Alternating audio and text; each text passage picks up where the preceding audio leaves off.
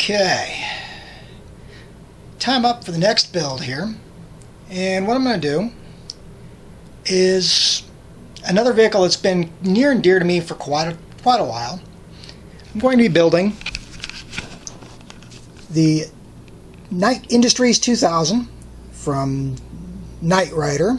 This will be the Season 1 version in 1/24th scale by Aoshima. As you can see, there's quite a few parts laid out here, including several clear. Much of the kit is molded in color, although some of the consoles and stuff are molded in tan while they'll actually be painted in black.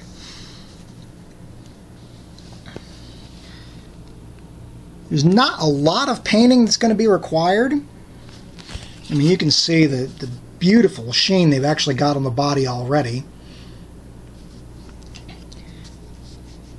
Got a bit of chrome, although I'm probably not going to use it. Well, let me rephrase that. The headlights I'm not going to use because I'm going to keep the headlights on this one closed.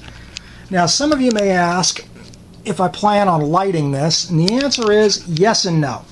The only light I plan on putting in this thing is the lovely, I don't know how well that circuit board is showing.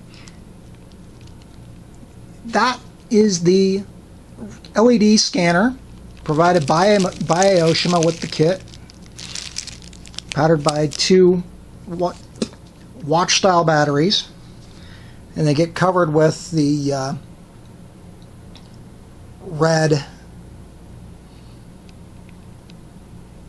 lens in the body. All in all, given the fact that this is a curbside model and has no detailed engine, since funniest thing, that's where the circuit board's going to sit, this shouldn't take too awfully long. Stay with me.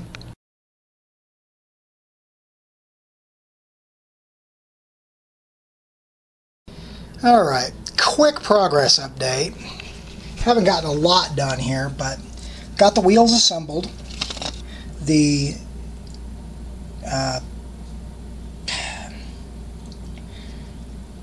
vinyl caps are in the hubs. I scraped off the chrome around under the black piece and then glued it down with some Tamiya Extra Thin. The driver and passenger seats are built. They're not glued in yet, pending the rest of the work on the interior.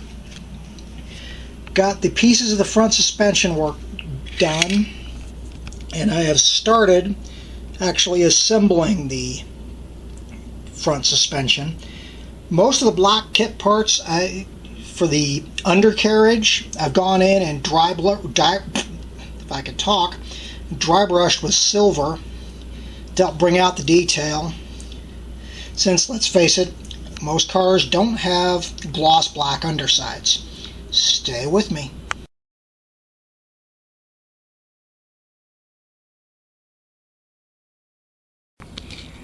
Alright, at the end of what's been actually a fairly productive day, despite my own attempts to screw this up, what you can see is the underside of KITT. Suspension is all in place now.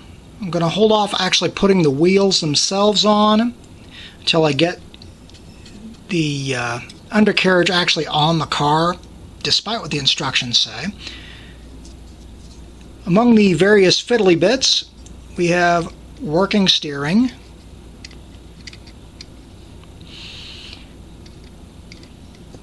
I may put a black wash over this chrome to dull it down a little. At the very least, I'm probably going to put a black wash over this section here and in the exhaust tips. Getting the wheel assemblies done was interesting because they actually stick a peg through the wheel. It's not supposed to be glued because that's what the wheels roll on with the poly caps on them. For this one, it wasn't too bad. For the fronts, it wasn't too bad because the assembly's set up a little better. Here, it actually all hooks back there where it actually is glued to the edges of the assembly so as not to catch the peg. Stay with me.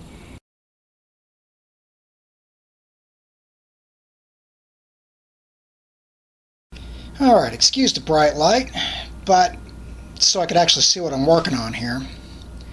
Been doing some detail painting for the interior work, namely all of the console buttons, as well as getting the black on the instrument panels.